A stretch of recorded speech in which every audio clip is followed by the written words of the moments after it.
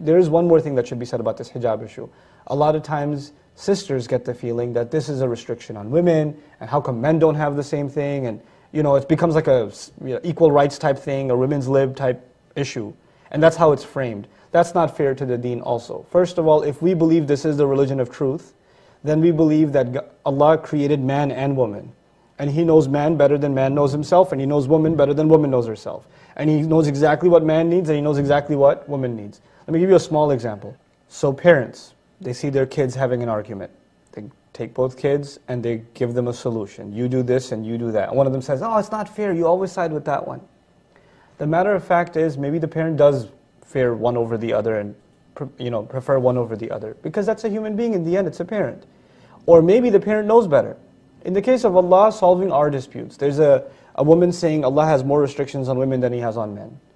This debate becomes a debate between man and woman, and who's going to resolve that debate? Allah is. When we accept Qur'an as guidance, then we've said, Allah is going to be more fair to me than anybody else can be.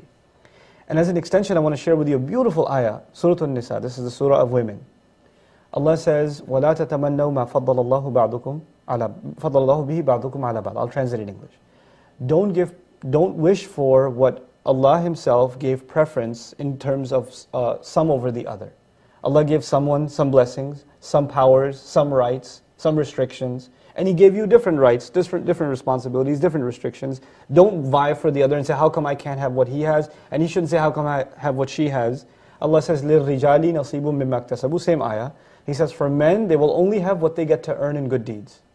That's in the end what they've earned for themselves. وَلِلنِّسَاءِ نَصِيبٌ مِمَّا اكْتَسَبْنَا. And for women, all they get is what they've earned in terms of good deeds. وَكُلًّا وَعَدَ. So, وَاسْأَلُوا اللَّهَ مِنْ فَضْلِهِ, and ask Allah for His favor.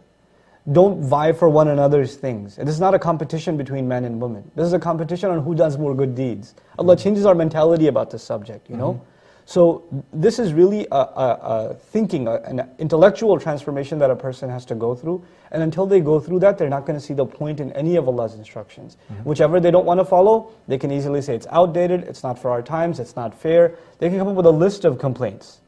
And that's not something restricted to non-Muslims, it'll happen to Muslims too. Just like that sister went through a transformation and came to Islam, we're at a time now where a lot of Muslims have to go through a transformation and also come back to Islam.